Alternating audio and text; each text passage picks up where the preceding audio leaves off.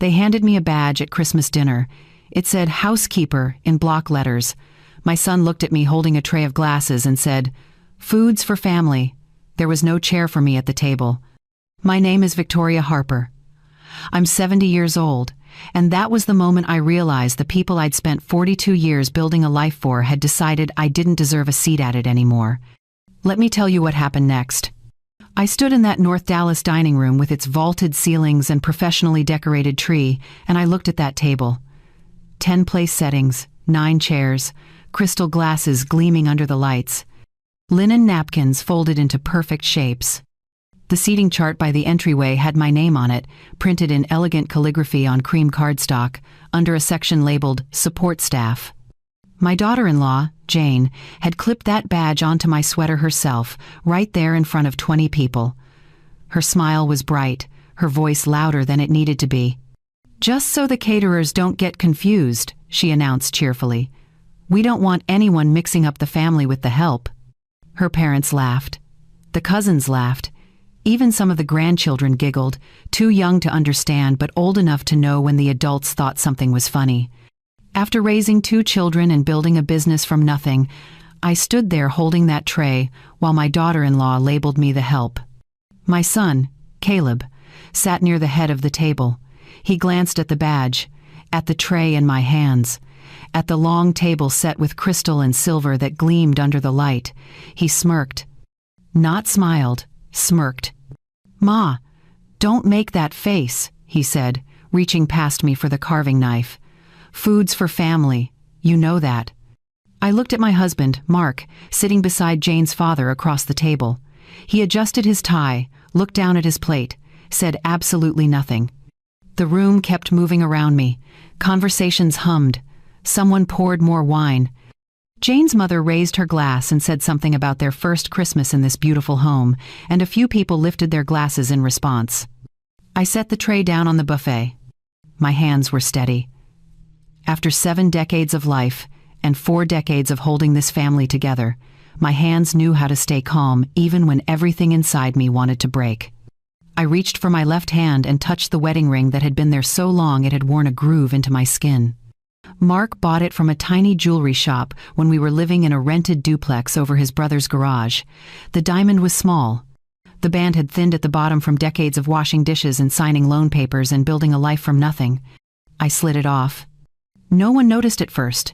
They were too busy laughing at Jane's father's story about a golf tournament. But I noticed how light it felt in my palm. I noticed how the diamond caught the candlelight one last time. You know, it's Christmas Day as I'm telling you this. I wonder where you are right now. Are you at your own table, surrounded by people who see you? Or are you somewhere taking a breath because the day feels heavier than it should? Maybe you're in the kitchen listening to this while everyone else talks in the other room. Maybe you're in your car or your bedroom, just needing a moment that belongs to you. However your Christmas is going, I'm glad you're here with me. Drop a comment and tell me where you're watching from, what time it is, whether today is full of joy or something you're just surviving. If this moment is already hitting close to home, hit that like button. Share this story with someone who might need it.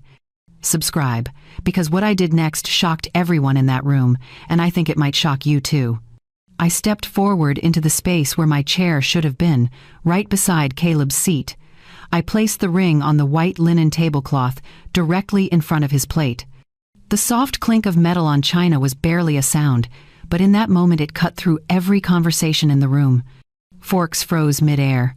Glasses stopped halfway to lips. Someone's laugh died in their throat.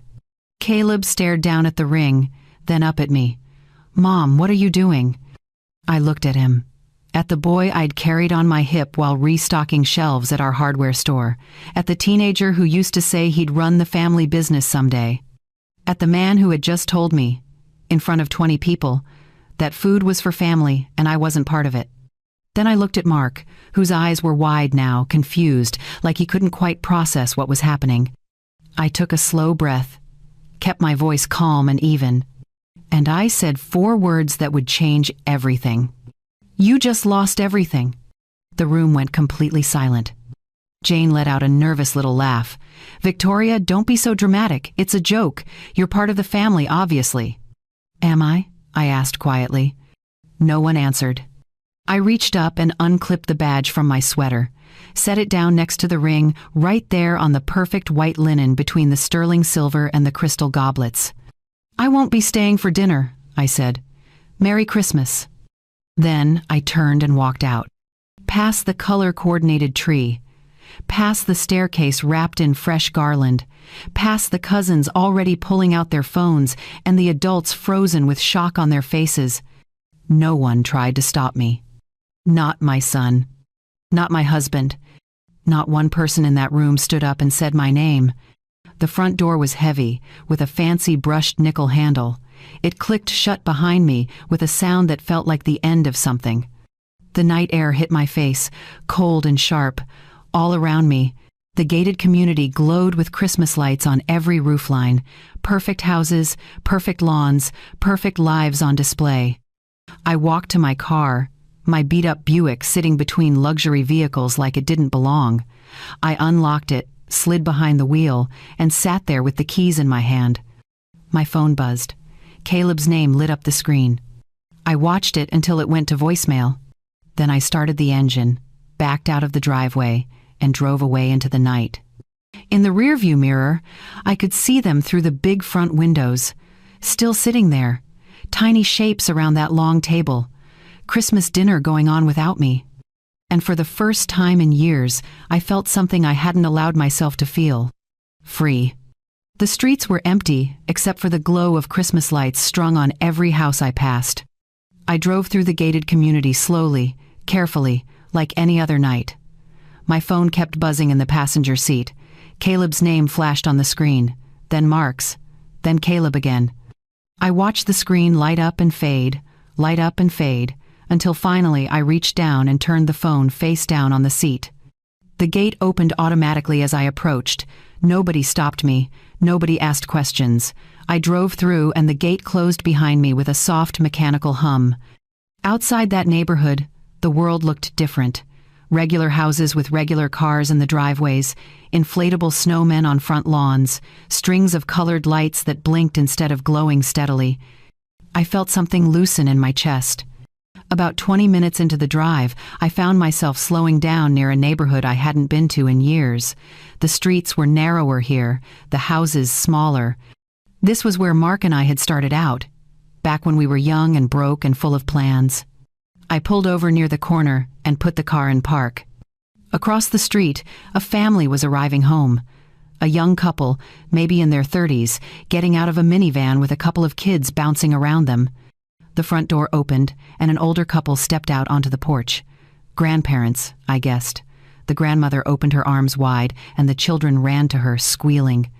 The grandfather shook the young father's hand, then pulled him into a hug. The grandmother kissed her daughter's cheek and took one of the children by the hand, leading them all inside.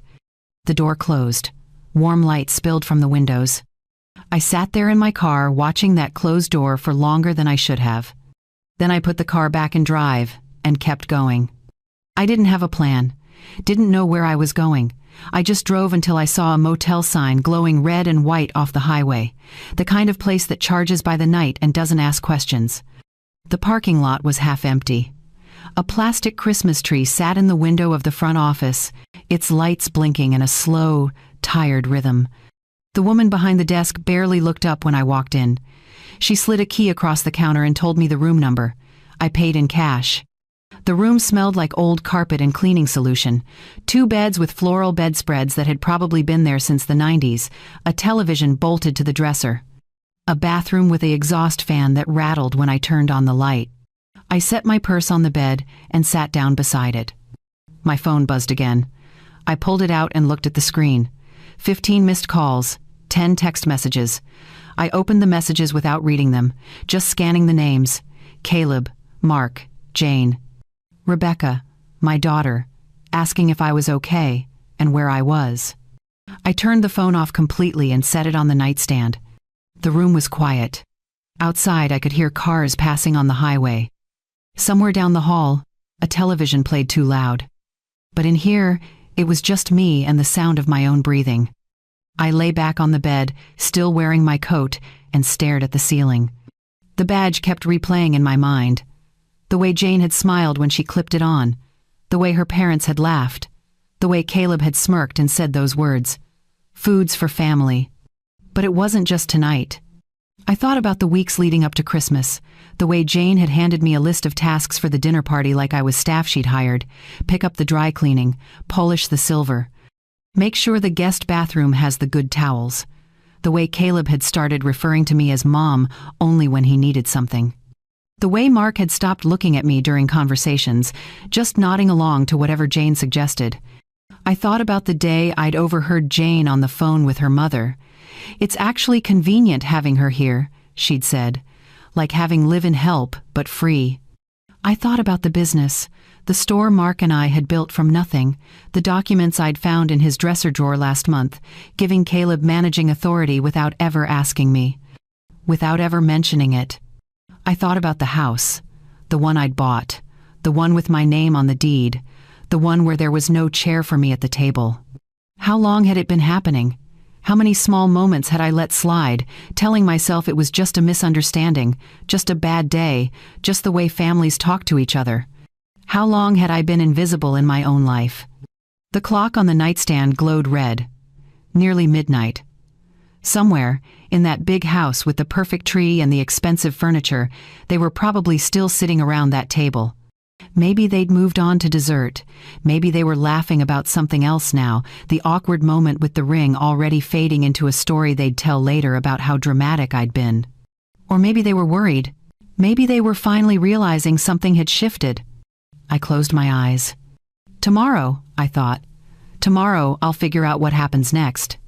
But one thing was already clear, even in the quiet darkness of that motel room on Christmas night. I wasn't going back as usual. I wasn't going back to being invisible. I wasn't going back to a life where my own family could hand me a badge and take away my chair and think that was acceptable. I had drawn a line tonight. And tomorrow, I would decide what came next. I woke up on that motel bed still wearing my coat, the morning light coming through thin curtains that didn't quite meet in the middle. My neck ached. My mouth was dry. For a few seconds, I didn't remember where I was or why. Then it all came rushing back. The badge, the ring, the walkout. I sat up slowly and looked around the room. Same floral bedspread. Same rattling bathroom fan. Same plastic-wrapped cups by the sink. My phone was still off on the nightstand. I left it that way.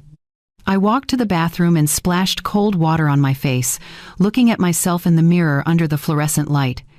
70 years old. Gray hair that needed washing. Lines around my eyes that told the story of every late night at the store, every worry about making payroll, every sacrifice I'd made thinking it was building something that mattered. I thought about the woman who had walked out of that house last night, about the woman staring back at me now.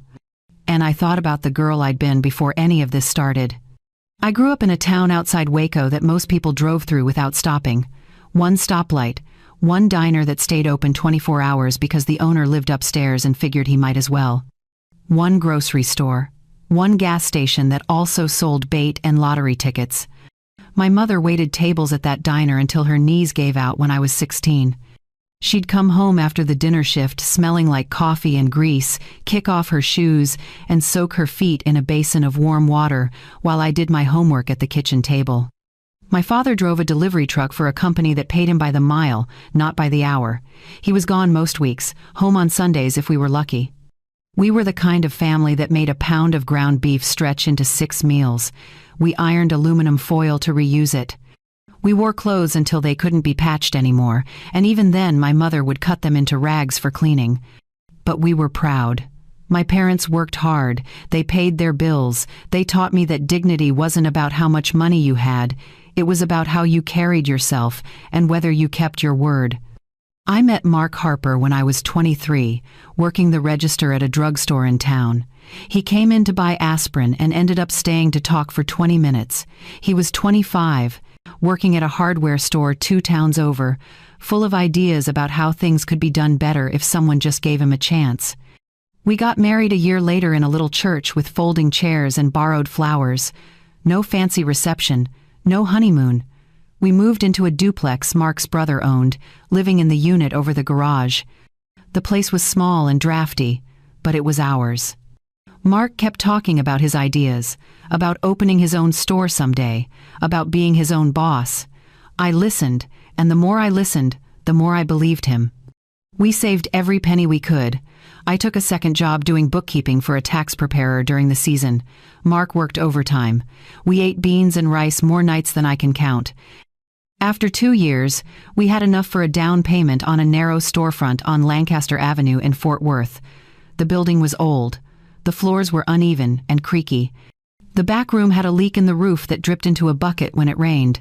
But the rent was cheap and the location was decent, right on a corner where people passed by on their way to work. We called it Harper's Home Supply. I painted the sign myself, standing on a stepladder in the July heat, carefully lettering each word in block print. Mark stood below, telling me when the letters were crooked. The first 10 years were the hardest. Mark worked the front, helping customers, learning what they needed, building relationships with contractors and weekend fix-it people. I kept the books in the back room, tracking every dollar that came in and went out, learning to read loan documents and negotiate with suppliers. When Rebecca was born, I was 27. I took 1 week off, then brought her back to the store with me. She slept in a bassinet behind the counter while I rang up sales and answered the phone. When she got older, I wore her in a sling on my chest, rocking her with my foot while I counted inventory. Caleb came 3 years later. By then, we'd refinanced the store twice to make it through slow winters when nobody was buying lumber or paint. We'd used my small life insurance policy as collateral once, betting everything that we'd make it through. I learned which bankers would explain things to me like I had a brain in my head and which ones talked over me to Mark like I wasn't even in the room. But we made it. The store grew. Slowly, carefully, we added a small lumber section out back. Then we opened a second location in Arlington when Caleb was in elementary school. By the time he was in high school, Harper's was one of the few independent hardware stores that hadn't been bought out or crushed by the big chains. People knew us, knew our name, knew they'd get honest advice and fair prices. We built that. Mark and I. Together. I remember one night when Caleb was about 15. We were closing up the store, counting the register, and he was sitting on the counter, swinging his legs like he used to do when he was little.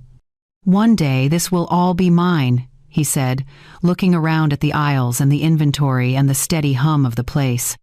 I looked up from the cash drawer. "Ours," I said, "if you want it, but you have to want the work, not just the reward."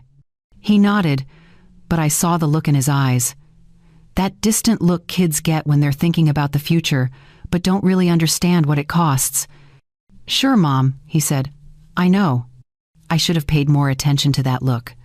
I should have noticed the difference between wanting something and being willing to build it.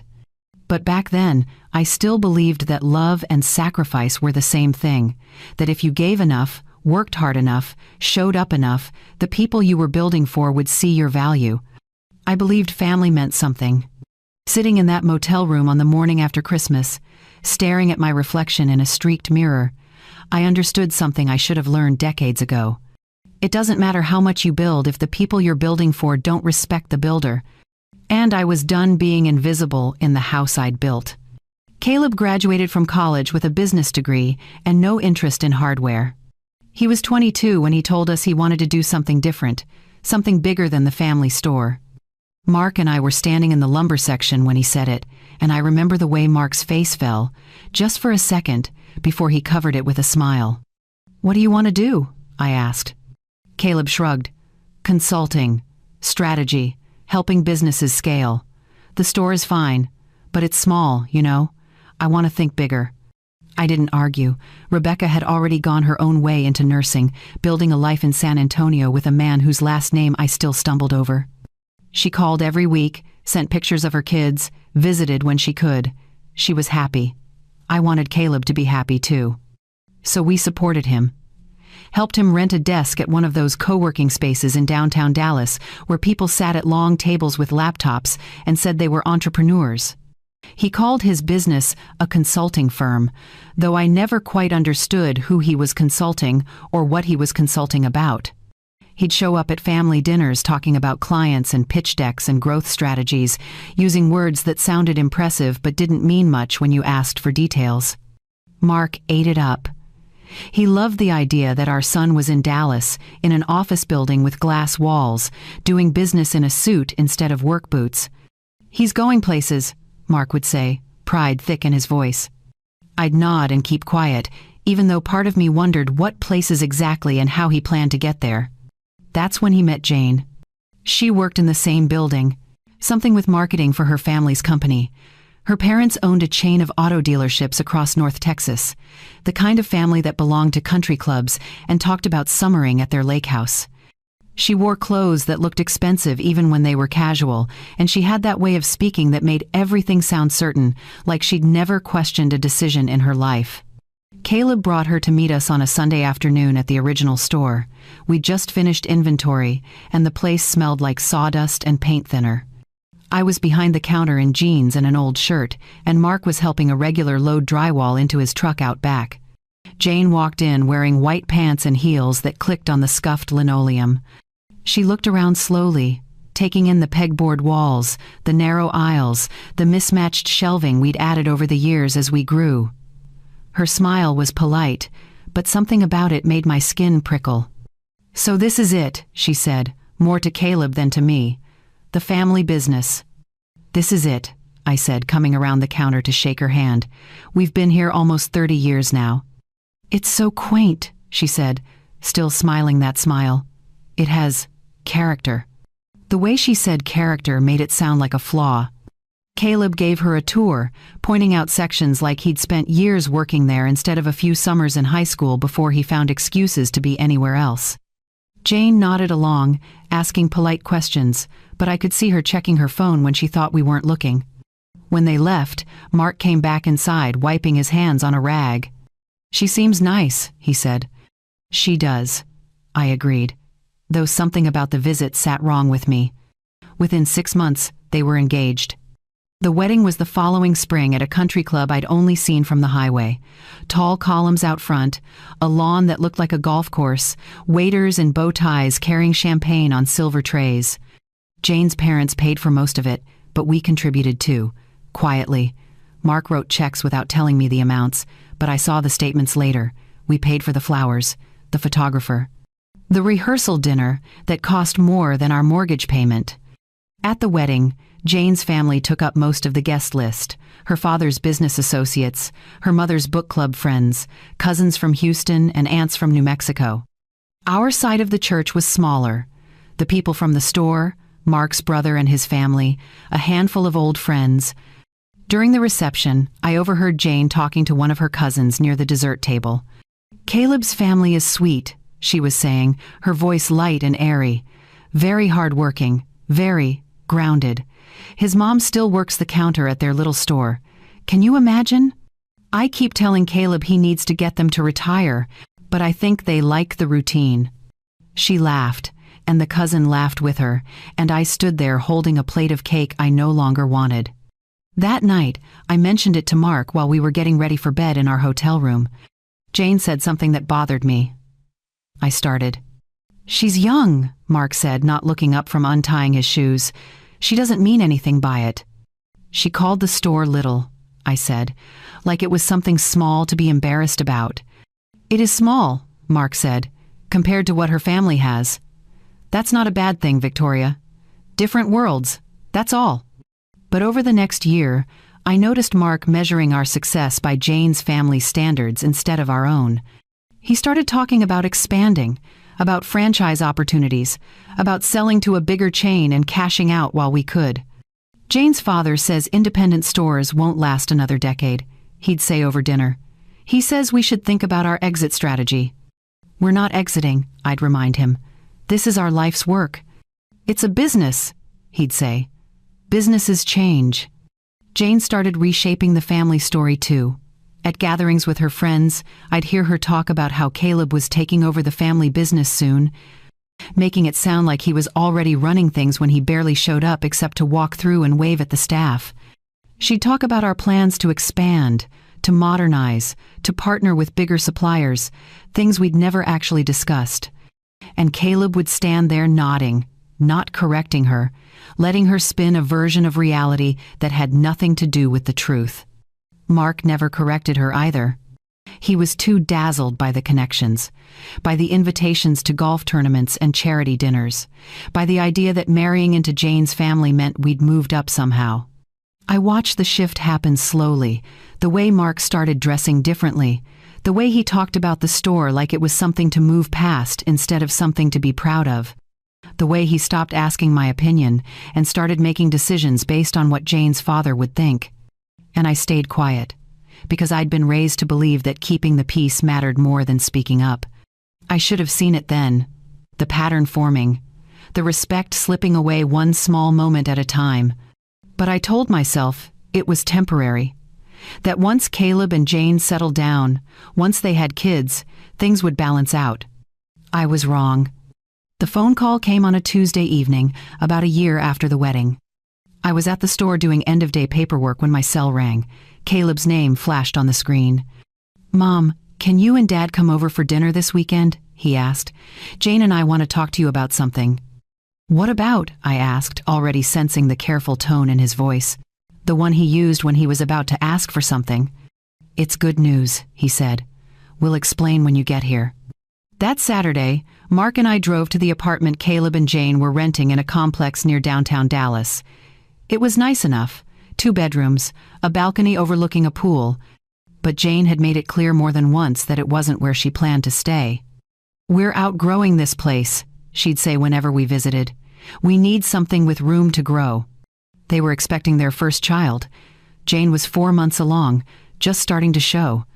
Dinner was takeout from an expensive Italian place, the kind where the portions are small and the prices are large. We sat at their dining table, the same one Mark and I had bought them as a wedding gift, and made small talk while we ate. Finally, Caleb pushed his plate aside and glanced at Jane. She nodded. "So," he began, folding his hands on the table, "we've been looking at houses." "That's exciting," Mark said. "Found anything you like?" "We did," Jane said, pulling out her phone and showing us photos. "It's in a gated community north of Dallas. Great schools, beautiful neighborhood, 4 bedrooms, 3 baths. The master suite alone is bigger than this entire apartment." I looked at the photos. The house was enormous, modern, all clean lines and big windows and professionally landscaped yards. "It's lovely," I said carefully, "but that's gotta be expensive." "It is," Caleb admitted. "That's what we wanted to talk to you about." He laid it out like a business proposal. They'd found the perfect house but couldn't qualify for the full mortgage on their own. Not yet. Caleb's consulting business was still building. Jane worked part-time for her father's company but was planning to stay home once the baby came. "What we're thinking," Caleb said, "is a partnership. You buy the house as an investment property. We pay you rent until we can take over the mortgage ourselves. Win for everyone." I sat back in my chair and looked at Mark. He was nodding slowly, like he'd already decided this was a good idea. "It's basically real estate investment," Jane added. "You'd own an asset that appreciates. We'd have the space we need for the baby, and eventually we buy you out. Everybody benefits." "How much are we talking about?" I asked. Caleb slid a piece of paper across the table. I looked at the number and felt my stomach tighten. The house was 3 times what Mark and I had paid for our current home. The down payment alone would take a significant chunk of our savings. "Can we think about it?" I asked. "Of course," Jane said quickly, "but the market's moving fast. The seller wants an answer by next week." On the drive home, Mark was quiet for a long time. "What do you think?" I finally asked. "I think it's a good opportunity," he said. "Real estate's solid, and it's for our grandchild. For Caleb's family. It's a lot of money, Mark." "We have it," he said. "What else are we saving it for? We're not getting any younger. Might as well help our kids while we can." I ran the numbers that night at the kitchen table, spreadsheets and calculator and bank statements spread out in front of me. We had the money, barely, but it would leave us with almost no cushion. If something went wrong at the store, if one of us got sick, if anything unexpected happened, we'd be in trouble. But Caleb was our son, and Jane was carrying our first grandchild. I called Caleb the next morning. "We'll do it," I said, "but the deed stays in my name until the mortgage is paid off. Once you're ready to buy us out, we can transfer it. Until then, it's our property legally." There was a pause on the other end of the line. "Is that really necessary?" Caleb asked. "We're family." "It's necessary," I said firmly. "This is a business arrangement, like you said. We need to protect ourselves." Another pause. "Okay," he said finally, "if that's what it takes." We closed on the house 6 weeks later. I signed more papers than I could count, my hand cramping from writing my name over and over. Caleb and Jane were there, excited, making plans about furniture and paint colors. Mark squeezed my shoulder as we left the title company. "You did a good thing," he said. I wanted to believe him. 3 months later, after the baby was born, things shifted again. Mark and I were still living in our old house, the one we'd raised the kids in. It was small but paid off, comfortable, ours.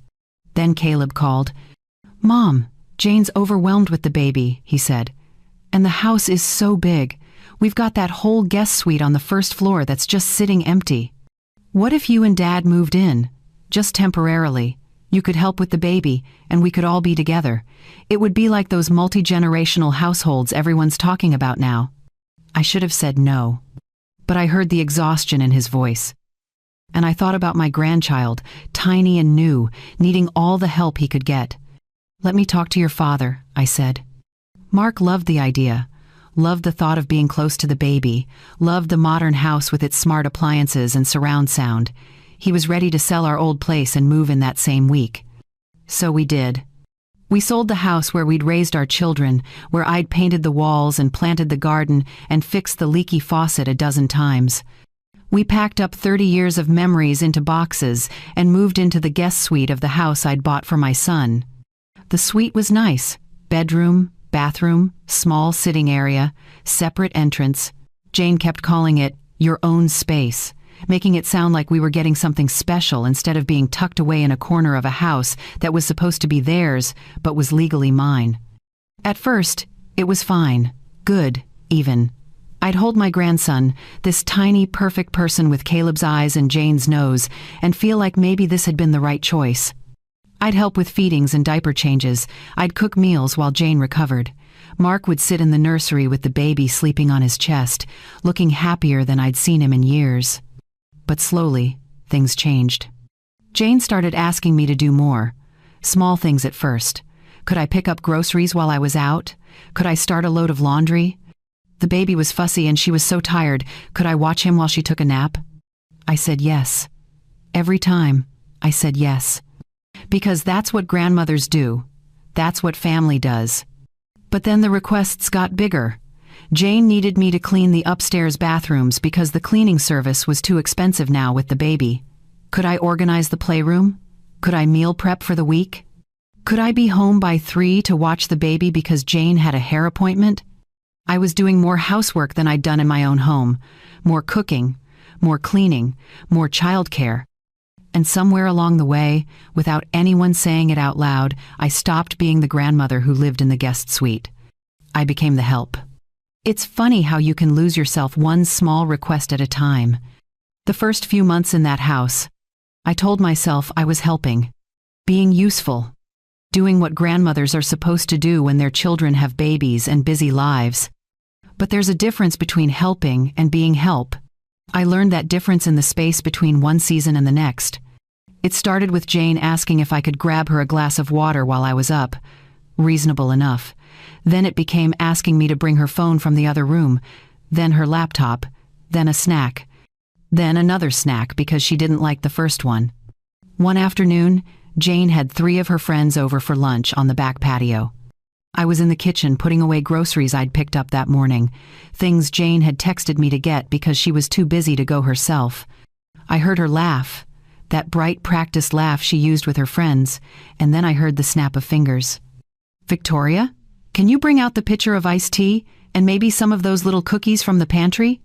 Not a question, a command wrapped in pleasant words. I brought the tea. I brought the cookies. I refilled glasses when they got low. One of her friends thanked me. The others barely looked up. As I walked back into the house, I heard Jane's voice drift through the open door. It's so convenient, honestly. Having her here is like having staff, but family. She loves to help." Her friends murmured agreement. Someone said something about wishing her own mother lived closer. I stood in the kitchen with my hands braced against the counter, staring at nothing. Another day, Caleb caught me on my way to the store. "Hey Mom, can you do me a favor?" he asked, barely looking up from his phone. "I need to pick up my dry cleaning, but I've got calls all afternoon. You're headed that direction anyway, right?" "I'm going to the hardware store," I said. "That's the opposite direction." "Oh." He finally looked at me. "Could you maybe go after? It closes at 6 and I really need that suit for tomorrow." I went. Of course I went. And the next time, he didn't even ask. Just texted me the address of the dry cleaner and said, "Thanks, you're the best." At the store, things were changing too. Caleb had started showing up once a week, sometimes twice. Not to work, not to help. To walk through like he owned the place, shaking hands with customers, chatting with the staff, taking photos for his social media. Building the family brand, he called it. I watched him one Tuesday afternoon, standing near the paint section talking to Luis, one of our longest employees. Luis was explaining a problem we were having with a supplier, laying out the details, asking what Caleb thought we should do. Caleb nodded, said something vague about looking into it, clapped Luis on the shoulder, and walked away without writing anything down or following up. Luis came to me an hour later. "Did Caleb say anything to you about the supplier issue?" he asked. "No," I said. "What do you need?" "We solved it the way we always did. I called the supplier, negotiated a better rate, arranged the new delivery schedule. Luis thanked me and went back to work." When I mentioned it to Mark that evening, he shrugged. "Caleb's busy with his own clients," he said. "He can't be expected to handle every little detail." "Those little details keep the store running," I said. "He'll learn," Mark said. "Give him time. It's good that he's showing his face there. Customers like seeing the family involved." But Caleb wasn't involved. He was performing involvement. And somehow, that was enough for Mark. I stayed quiet about most of it. Told myself it was temporary. That once the baby got older, once Jane felt more settled, things would balance out. That Caleb would eventually realize the difference between appearing to run a business and actually running one. I kept my head down and did what needed doing. Until I found the envelope. It was a Saturday morning. Mark had gone to play golf with Jane's father, something he'd started doing regularly. I was putting away laundry in our room when I noticed his dresser drawer wasn't quite closed.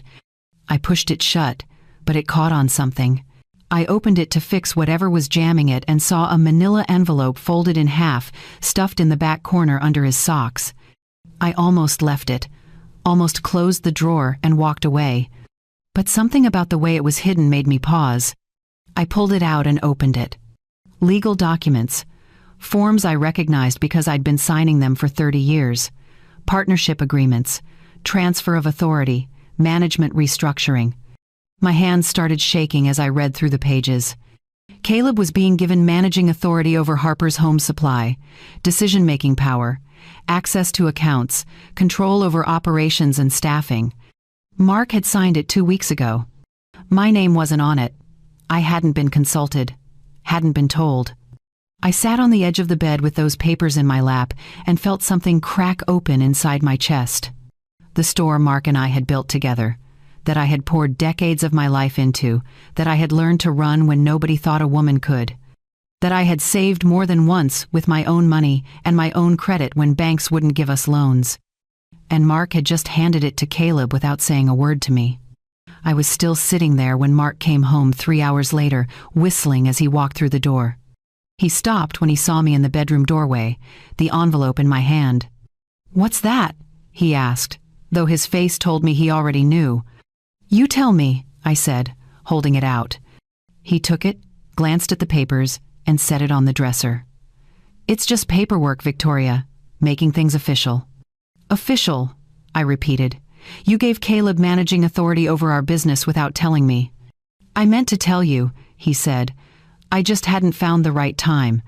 "The right time," I said slowly. "When would that have been, Mark? After he'd already made decisions I didn't agree with? After he'd changed things I'd built? Or were you just never going to tell me at all?"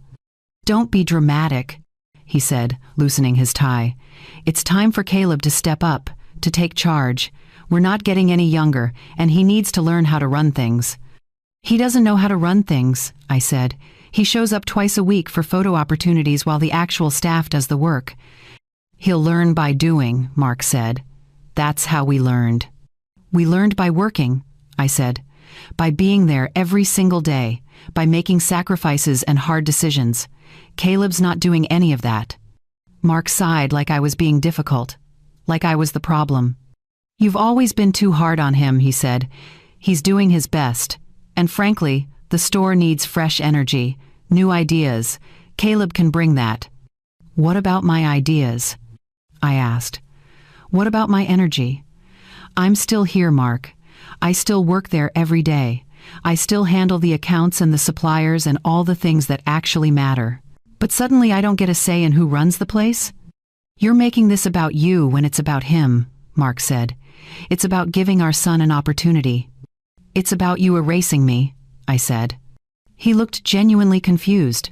"Nobody's erasing you, Victoria. You're still part of the business. You'll always be part of it." "But not equal," I said. "Not respected, not consulted. Just there, just useful." He didn't answer that. Didn't seem to understand why I was upset. And in that moment, standing in the bedroom of a house I'd bought for my son while my husband defended giving away the business I'd helped build, I understood something terrible.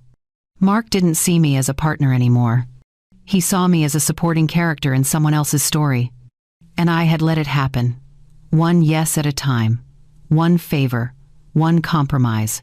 One moment of staying quiet when I should have spoken up. I walked out of the room and closed the door behind me. Mark didn't follow. After the confrontation about the business documents, things in the house became quieter, more careful. Mark and I moved around each other like strangers, sharing a waiting room. He went to work. I went to work. We came home to that big house where we lived in a guest suite and pretended everything was fine. Caleb barely noticed the tension. Or if he did, he ignored it. Jane noticed. I could see it in the way she watched me during dinner, her eyes calculating, measuring. She was smart enough to know something had shifted, but not quite sure what. 3 weeks after I found those papers, I was in the upstairs hallway folding sheets from the dryer. The laundry room was tucked at the end of the hall, near the master bedroom. I'd learned to do laundry during the day when the house was quiet, when I could get things done without being asked to do 17 other tasks at the same time. I was standing at the folding table, matching corners on a fitted sheet, when I heard Jane's voice coming from the bedroom. The door was open just enough that sound carried. She was on the phone. I wasn't trying to listen, but her voice had that edge to it, the one she used when she was being honest instead of polite. "No, I know," she was saying, "but it's getting awkward. She's here all the time. When people come over, they don't know if she's family or staff. It's confusing." I stopped folding. "I mean, she's useful," Jane continued. "Don't get me wrong. The free childcare is amazing, and she does all the housework without being asked. But useful isn't the same as, lovable. Useful, not lovable." The words hit like a slap. "We've been looking at those luxury retirement communities," Jane said. "The nice ones with the activities and the meal plans. We'll sell it as a gift.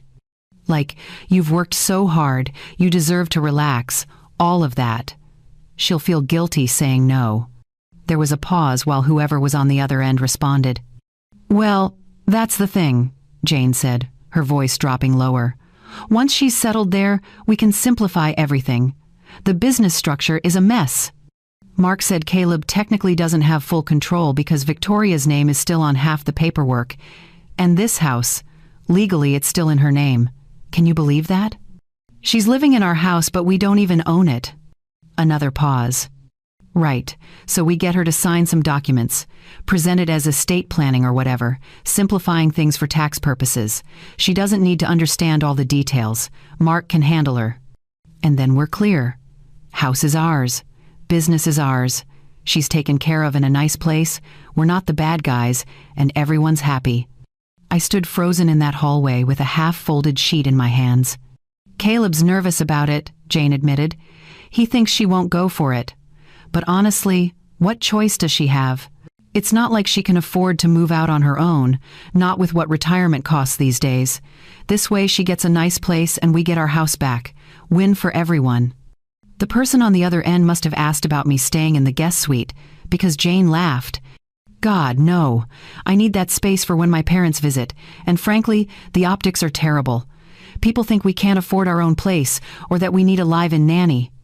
It makes us look, I don't know, less than. I carefully, silently, set the sheet down on the folding table. Look, I'm not heartless, Jane said. She's been helpful. But there's a difference between helping when you visit and just being here all the time. It's our house, our life, our family. She had her turn. There was more conversation, something about timing and paperwork and making sure Mark was on board, but I stopped listening. I walked back down the hallway on legs that felt numb, into the guest suite, closed the door, sat on the edge of the bed. They were going to take it all. The house I'd bought, the business I'd built, my autonomy, my choice, my place in my own family. They were going to wrap it up like a gift, call it generosity, and make me sign away everything I'd worked for. And then they'd put me somewhere out of sight where I wouldn't be confusing to their guests or inconvenient to their image. I thought about the women I'd known over the years who'd ended up in those places. Nice places, sure. Clean rooms and organized activities and meals on a schedule. But still places where you went when your family decided they were done making room for you in their actual lives. My mother had died at 68, still living in her own home, still making her own choices until the very end. She'd have burned the house down before she let someone shuffle her off to a facility because she was inconvenient. I stood up and opened the closet. On the top shelf, pushed to the back behind the winter coats, was an old accordion file, brown with age, rubber band around it that had lost its stretch years ago. I pulled it down and set it on the bed. Inside were decades of documents, original partnership agreements for the store, loan papers, property deeds, insurance policies, every important piece of paper that marked the building of our life. I spread them out on the bedspread. The deed to the house, my name, my signature, my property. The business registration for Harper's Home Supply. Both our names, but mine first, because I'd filed the paperwork. The mortgage documents. My credit score that had gotten us approved when Mark's alone wouldn't have been enough. Retirement accounts, investment statements, the paper trail of everything we'd saved and built and earned. I read through each document slowly, carefully, seeing them with new eyes. What could they take? Only what I let them take. What could I take back? Everything that was already mine. I thought about Jane's voice on that phone call, about the way she'd said useful but not lovable, like those were the only two options. Like being useful meant you'd forfeited the right to be valued as a person. I thought about Caleb being nervous, but going along with it anyway. Too weak to stop his wife from plotting to exile his own mother. Too comfortable with the house I'd bought and the business I'd helped build to risk losing any of it by doing the right thing. I thought about Mark, who apparently could handle me. Who would help them convince me to sign away my own life, because it was easier than standing up for his wife of 4 decades. I pulled out my phone and took photos of every document, every deed, every account statement, every piece of proof that showed exactly what I owned and what I'd built. Then I put the documents back in the accordion file, put the file back in the closet, and sat down at the small desk in the corner of the suite. I opened my laptop and searched for lawyers who specialized in property law and family businesses. I wasn't angry, not in the loud, explosive way, not in the way that makes you scream or throw things or make dramatic declarations. I was something colder than anger, something more dangerous. I was clear. They thought they could ease me out, sign me away, package my exile as a kindness and my loss as a gift. They'd forgotten who taught them what they knew about business, about negotiation, about reading the fine print and understanding leverage. They'd forgotten who actually built the foundation they were standing on. But I hadn't forgotten, and I wasn't going anywhere except exactly where I chose to go, on my own terms, with everything that was mine. The next morning, I waited until Caleb and Jane loaded the baby into the car and drove off to some holiday event at her parents' place. Mark had already left for the store, same as every weekday morning, like nothing had changed between us. I stood at the window and watched their car disappear down the street. Then I grabbed my purse and keys and drove to the law office on the other side of Fort Worth. Robert Mitchell had been our business attorney for 20 years. He'd handled the paperwork when we opened the Arlington location, helped us through 2 refinancings, and drew up our wills when the kids were small. He was in his 60s now, gray hair and reading glasses, the kind of lawyer who actually listened instead of just waiting for his turn to talk. I'd called him the day before, told him I needed to review some documents. He didn't ask questions, just told me to come by whenever I was ready. His office smelled like old books and coffee. He met me at the door with a handshake and led me to a small conference room with a table covered in files. "Victoria," he said as we sat down, "what's going on?" I told him everything. The house, the business documents Mark had signed without telling me, the conversation I'd overheard, the plan to move me into a retirement community and take control of everything I'd built. Robert listened without interrupting, making notes on a legal pad, his expression getting more serious with every sentence. When I finished, he sat back in his chair and looked at me for a long moment. "Do you want my legal opinion or my personal one?" he asked. "Both," I said. "Personally, I think your family's treating you terribly, and you'd be justified in whatever you decide to do." He leaned forward. "Legally, you have more power than they realize. A lot more." He pulled out a folder and started going through documents. "The store," he said, spreading out the partnership agreement. "You and Mark are equal partners on paper, but you're the one who filed the original business registration. You're the one whose credit got you through the rough years. You've been signing the checks and managing the accounts for 3 decades. If it came to a legal battle, a judge would see that you've been the primary operator." He pulled out another document. "The house, that one's simple. Your name is on the deed. Alone, Caleb and Jane have no legal claim to it whatsoever. They're essentially tenants, whether they realize it or not." "Mark helped pay for it," I said. "From a joint account, sure, but the title is in your name. That's what matters legally. You could sell that house tomorrow and they couldn't stop you." He opened another file. "Retirement accounts. Most of these are joint, which means both of you have access. But there are beneficiary designations and survivorship clauses. Given that Mark's health hasn't been great lately, the blood pressure issues and the medications, you need to make sure everything's structured the way you want it." I thought about Mark's doctor appointments over the past year, the prescriptions that kept multiplying, the way he got winded walking upstairs. "What can I do?" I asked. Robert picked up his pen. "Lots of things. Question is, what do you want to do?" I took a breath. "I want control of what's mine," I said. "I want the house and the business protected so they can't be taken from me or signed away while I'm pressured or manipulated. I want to make my own decisions about where I live and what happens to everything I've built." "Okay," Robert said. "Let's do this right." We spent the next 3 hours going through everything. He drafted a trust in my name with me as the sole trustee. The house would go into the trust. My share of the business would go into the trust. My individual accounts would be transferred to the trust.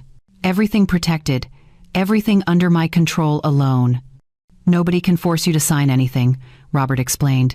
"Nobody can make decisions about your assets without your explicit approval.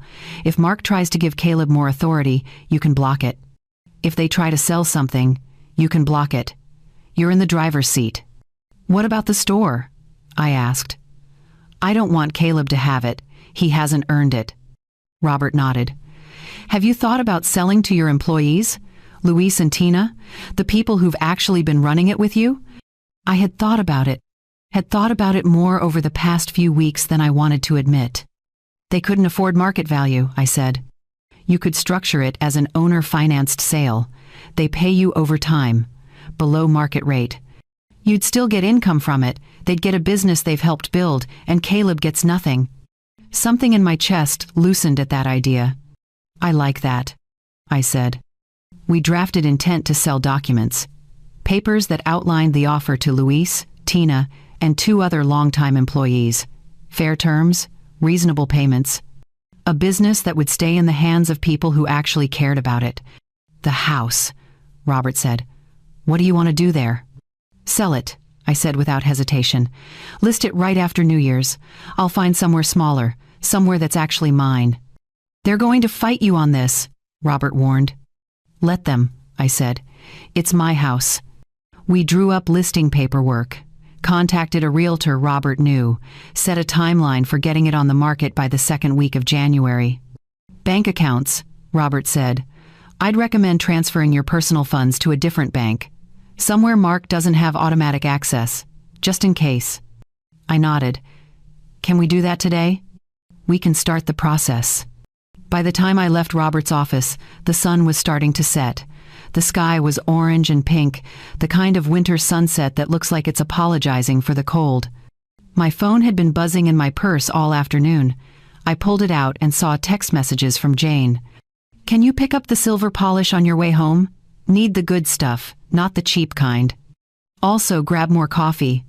We're almost out. What time will you be back? Need help getting dinner started? I stared at those messages, at the casual assumption that I had nothing better to do than run her errands and cook her meals.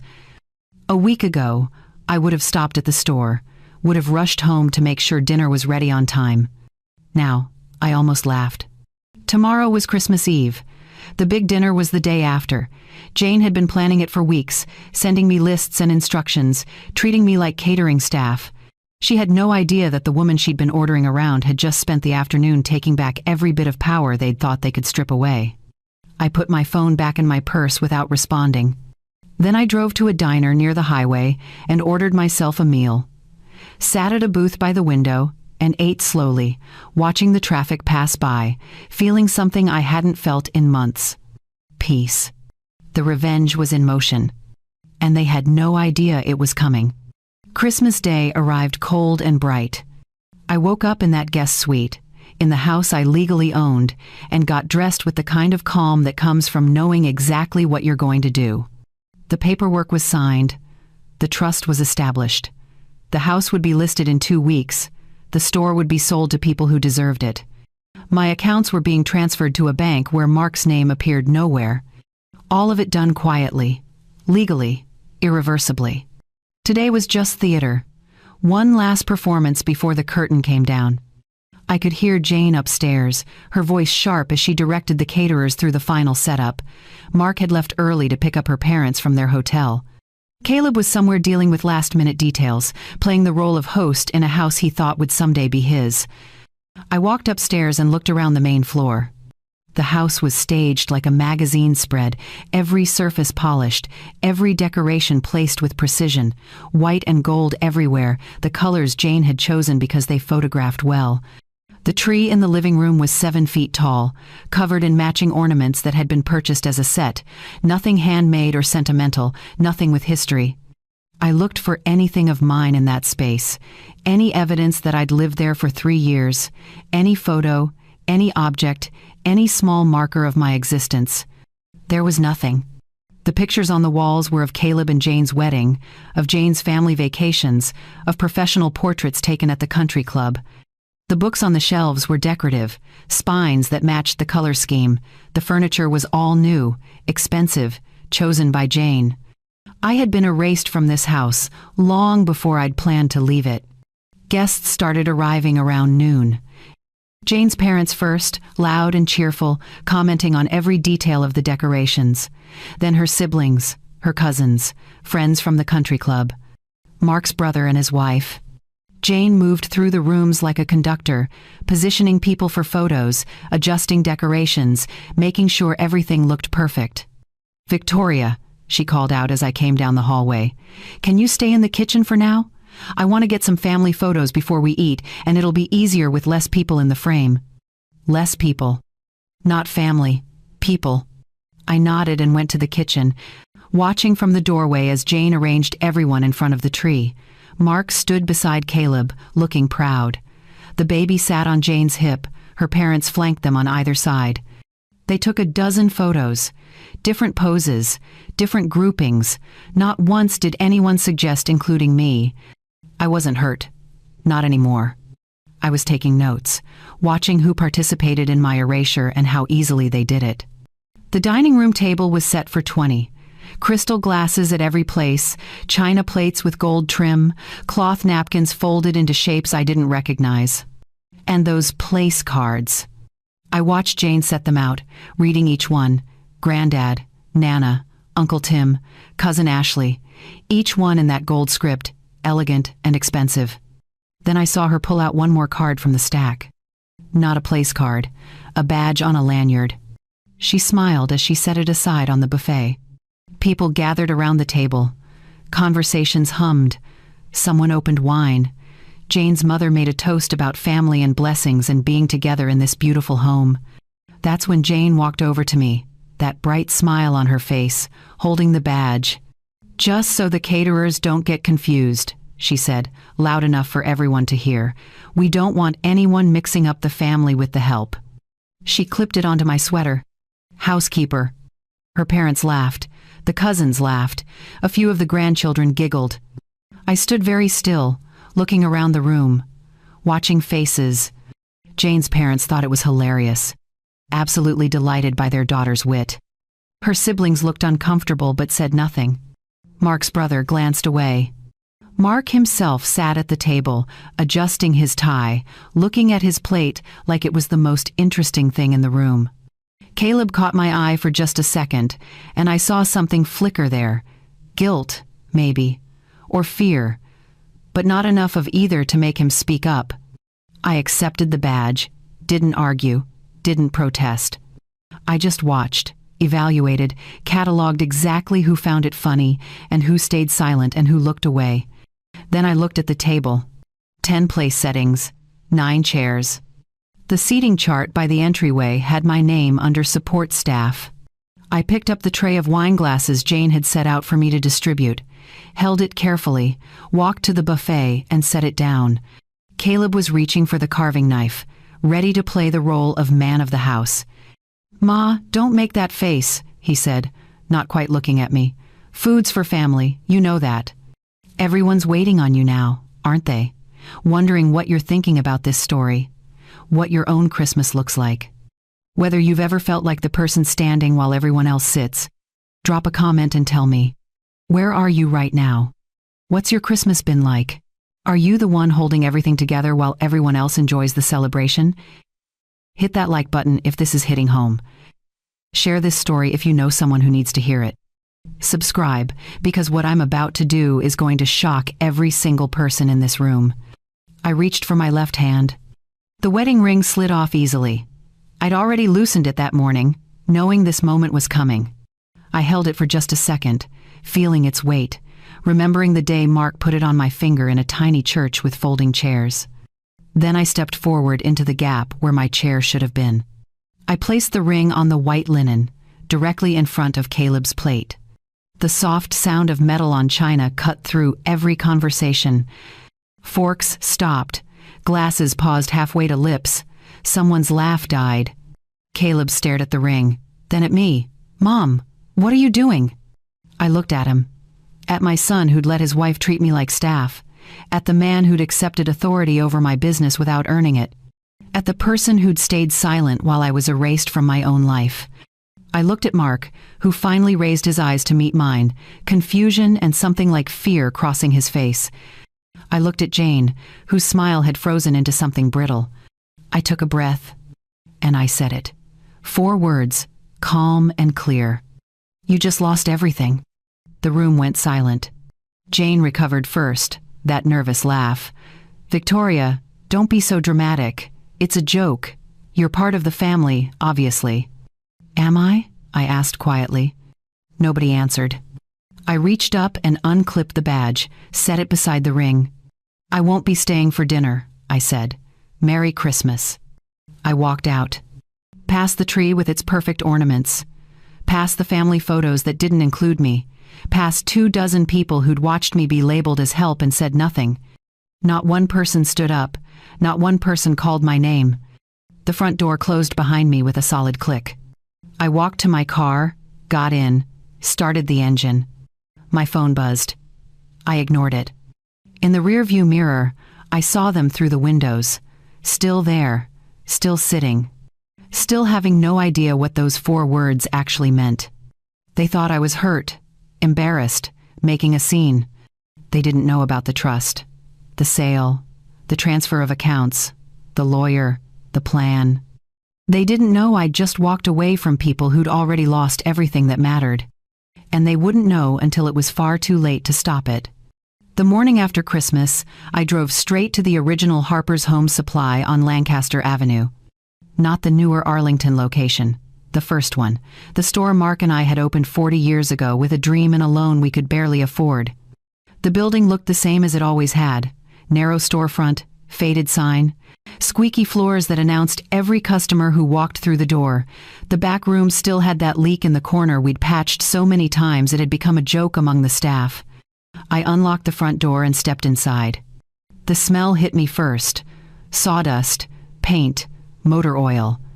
That particular combination of scents that meant work and purpose and something built with actual hands.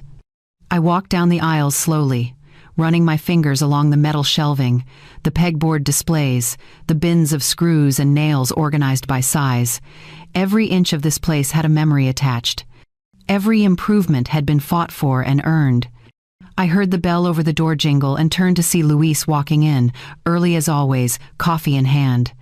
He stopped when he saw me.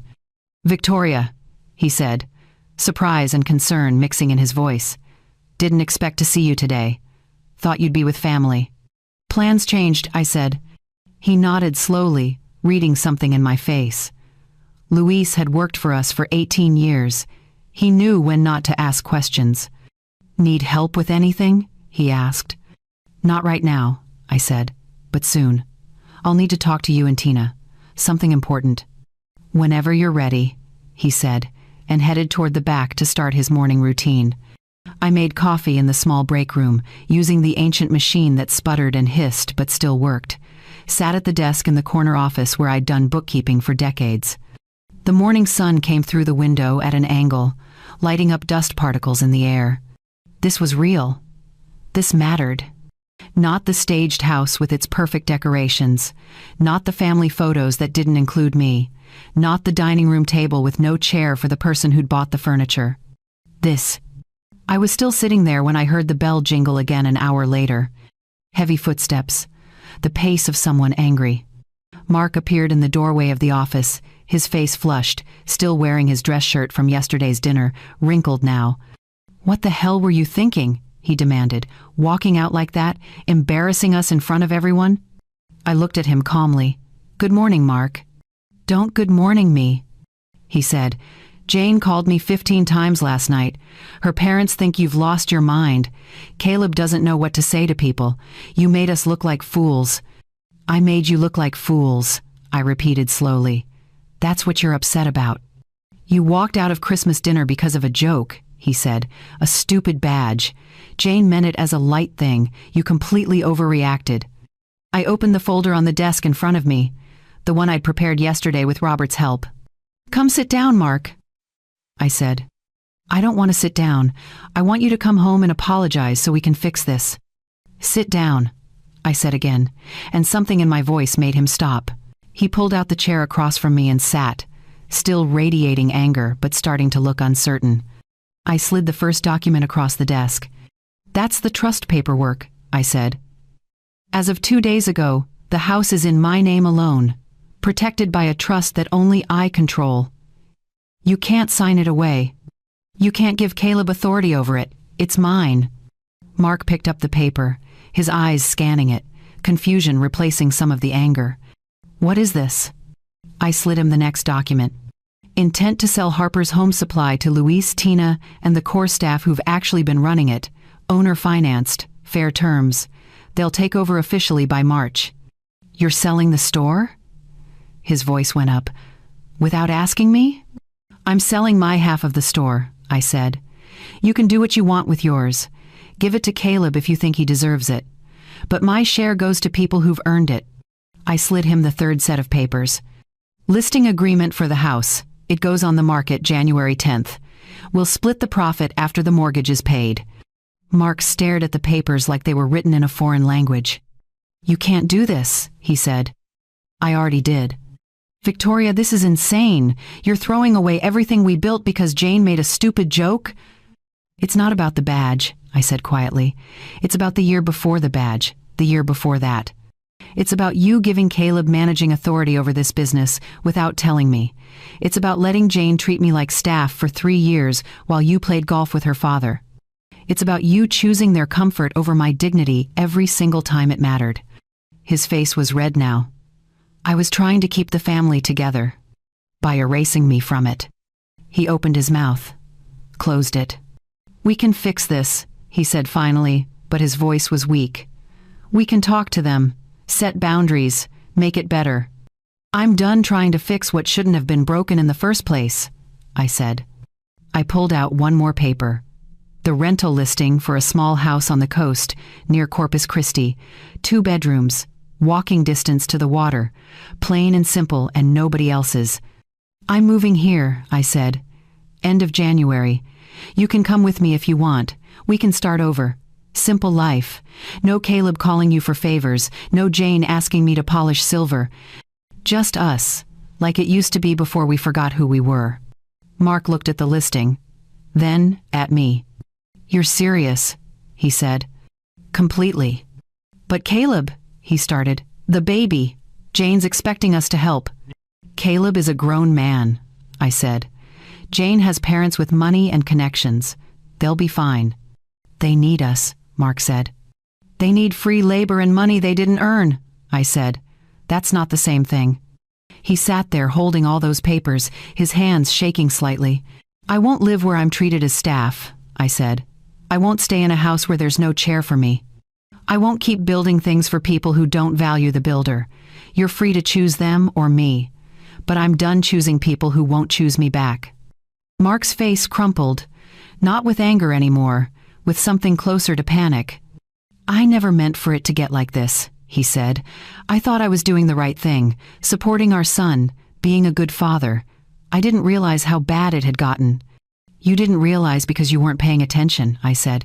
You were too busy impressing Jane's father and defending Caleb to notice your wife becoming invisible. He put his head in his hands. What do you want me to do? He asked. I want you to think, I said. Really think about what kind of life you want and who you want to be in it. Then make your choice. I stood up, gathered my things. I'm not going back to that house, I said. I'm staying at a motel until the rental is ready. If you want to talk, you know where to find me, but I'm not waiting around while you decide if I'm worth standing up for. I left him there, sitting at that desk with papers spread in front of him that proved the life he'd assumed would never change was already over. The paperwork for the store sale took 2 weeks to finalize. Robert handled most of it, drawing up contracts that protected everyone involved. Luis and Tina would take over ownership with 3 other longtime employees. They'd pay me in monthly installments over 10 years at a rate well below market value. Fair enough that they could afford it. Low enough that it felt like the gift it was meant to be. On a cold morning in early January, we all met at Robert's office to sign the final documents. Luis arrived first, dressed in a button-down shirt I'd never seen him wear before. Tina came next, her hands shaking as she set her purse on the conference table. The others filed in behind them, each looking nervous and excited and slightly disbelieving. You're sure about this? Luis asked me for the 3rd time that week. You're really sure? I've never been more sure of anything, I said. We signed. Page after page, initials here, signatures there, Robert explaining each section in his calm, methodical way. When it was done, when the store officially belonged to them, Tina started crying. I don't know what to say, she said, wiping her eyes with the back of her hand. We never thought we'd own anything like this.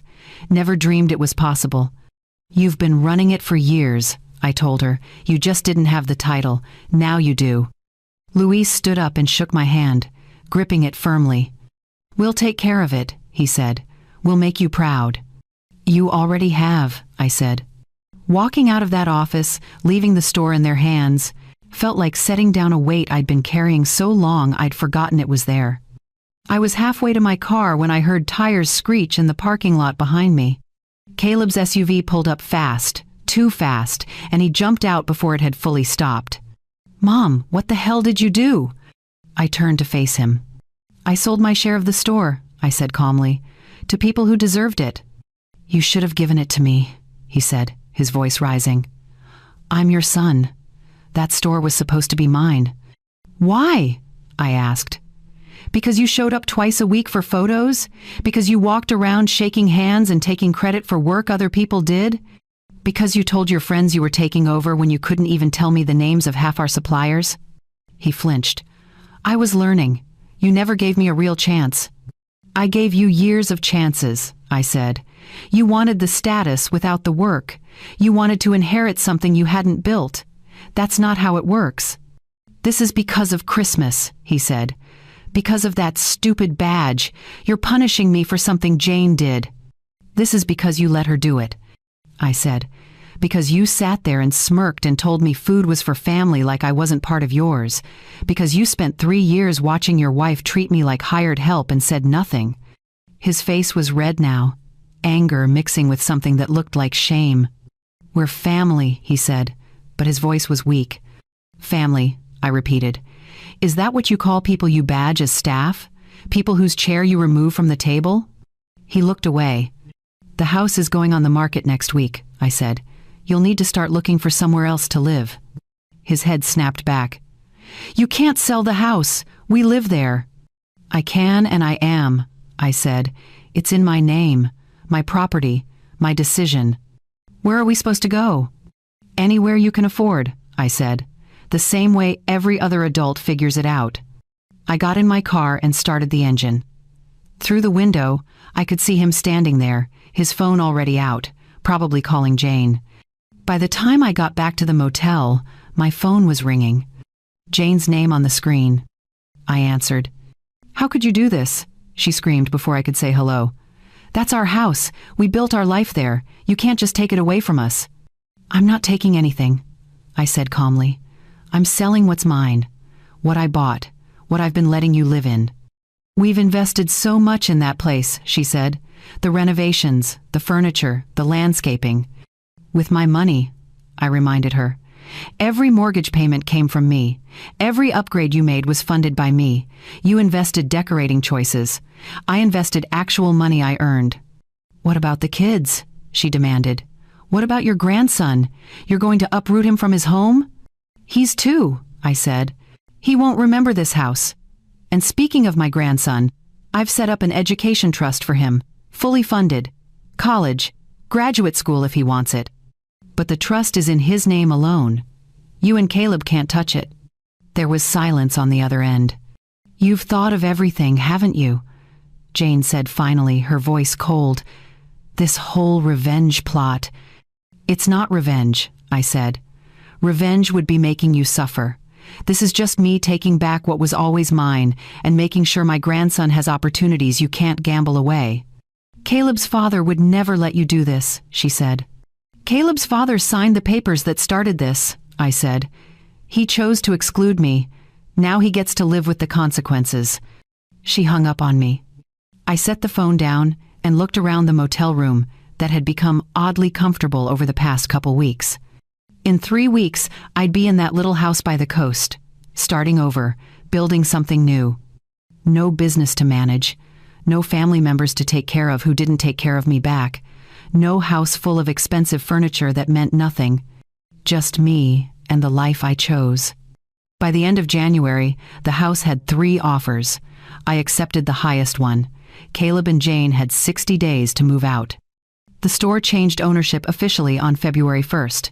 Luis hung a new sign, same name, same location, different owners who actually showed up every day. Mark never came to the coast. He stayed in Fort Worth, renting an apartment near the Arlington store location, still trying to salvage his relationship with Caleb, still not understanding that some things break permanently when you ignore them long enough. He called sometimes, asked how I was doing, suggested we talk about reconciling. I was always polite, but I never said yes. Every structural piece of power that Caleb and Jane had assumed they'd inherit was gone. The business belonged to someone else. The house was sold. My accounts were locked away where they couldn't access them. They'd had everything handed to them, and they'd treated the person who handed it like she was invisible. Now they had exactly what they'd earned. Nothing but the lessons they should have learned years ago. 1 year later, I stood in the kitchen of my coastal bungalow on Christmas morning, mixing a salad in a bowl that didn't match anything else in the room. The house was small. 2 bedrooms, peeling paint on the front porch, a backyard with a fence that leaned slightly to one side. The appliances made noise when they ran. The floors creaked. The windows stuck when you tried to open them. I loved every imperfect inch of it. The dining table was set for 8, mismatched chairs I'd collected from thrift stores and yard sales over the past year, plates in different patterns because I'd stopped caring about things coordinating, cloth napkins from the dollar store mixed with ones I'd embroidered myself on quiet evenings. Mrs. Jenkins from next door arrived first, wearing one of her bright scarves and carrying a casserole dish. She was 73, had 3 grown children who rarely called, and the sharpest sense of humor I'd ever encountered. "Smells like something actually edible," she said, setting the dish on the counter. "Not like last week when I tried that recipe from the internet." Clara came next, a retired teacher from down the block who made pies that could make you forget your own troubles. She brought 2, pecan and apple. Then came the 2 young women from the diner where I took breakfast most mornings, both new to town, both far from their own families, both working hard and trying to figure out their lives. And finally, Rebecca. My daughter pulled up in her minivan stuffed with kids and presents and snacks and the beautiful chaos that came with her everywhere she went. Her husband helped unload while the children ran straight to the backyard to see the crooked fence and the small garden I'd planted. "Grandma, is this your new house?" my youngest granddaughter asked, her eyes wide as she looked around the small living room with its second-hand furniture and walls I'd painted myself. "It is," I said, crouching down to her level. "What do you think?" She turned in a slow circle, taking it all in, the mismatched chairs, the table that wobbled slightly, the decorations I'd made from construction paper with the neighbor kids, the tree in the corner with ornaments from the dollar store mixed with a few I'd brought from my old life. "It looks happy," she said. Those 3 words made my throat tight. "It is happy," I told her. "Very happy." We ate at that wobbly table, talking over each other, laughing too loud, passing dishes and spilling things and not caring about any of it. Nobody was performing. Nobody was staging photos. Nobody was worried about impressions or appearances. It was messy and warm and real. After dinner, while everyone else argued over a board game in the living room, Rebecca joined me in the narrow kitchen. "So," she said carefully, drying a dish I'd just washed, "Caleb called the other day. I kept washing, waiting. He wanted to know if you were okay," she continued. "Didn't ask directly, but I could tell he was fishing for information." "Is he okay?" I asked. She shrugged. "The house sold. They're renting now, somewhere closer to Jane's parents. Her family helped them. Caleb doesn't say it outright, but I think he misses the store. The routine, the people who actually knew him." She paused. "He misses you, Mom." A year ago, I would have grabbed my keys that second, would have driven hours to fix things, would have forgiven everything because the idea of distance hurt more than the memory of what they'd done. But I'd learned something in this little house by the water. "I hope he's learning," I said quietly. "I don't wish him harm. I never did. But I can't go back to being invisible just because he's uncomfortable being visible to his own mistakes." "Would you ever talk to him?" Rebecca asked. I dried my hands and looked at my daughter. "Maybe," I said. "If he can say the words that matter, if he can look me in the eye and say I'm sorry, and I see you, really see you." "And if he does?" she asked. "Then we'll see," I said. "But I'm not waiting for it. I'm not putting my life on hold hoping he figures it out. I'm living now, with or without his apology." Rebecca squeezed my hand. "You look good, Mom," she said. "Really good. Lighter somehow." "I am lighter," I said. "Turns out when you stop carrying people who won't walk beside you, you can actually breathe." After everyone left, after the house settled into quiet, I walked to the small shelf by the front door. Framed between a photo of my grandchildren and a picture of the original Harper's storefront was the badge from that last Christmas. Housekeeper. I'd gone back for it months after moving out, after the house was empty and echoing, Found it in a kitchen drawer with old takeout menus and broken pens. I'd almost thrown it away. But then I realized it wasn't a reminder of shame. It was a reminder of the day I stopped accepting less than I deserved. I touched the frame lightly. They'd tried to give me a label instead of a seat, tried to make me small enough to fit their idea of convenient. They'd forgotten I was the one who built the floor they were standing on. If you're listening to this and you see yourself somewhere in my story, if you've been the one doing invisible work, accepting jokes at your expense, standing while everyone else sits, hear me clearly. You are not the help unless you choose to be. And when your family gives you a badge instead of a chair, you're allowed to walk away. Take back what's yours: your time, your money, your dignity, your right to choose who gets a seat at your table. The sound of you standing up for yourself is louder than any room that tried to keep you invisible. Before you go, do me one favor. If this story meant something to you, hit that like button. Leave a comment about your own journey or what spoke to you today. Share this with someone who needs to hear that they're worth more than how they're being treated. And subscribe, because there are more stories like this, stories about people who found their power when everyone else thought they'd given it away. I belong to myself now, and that's the best inheritance I could have given myself.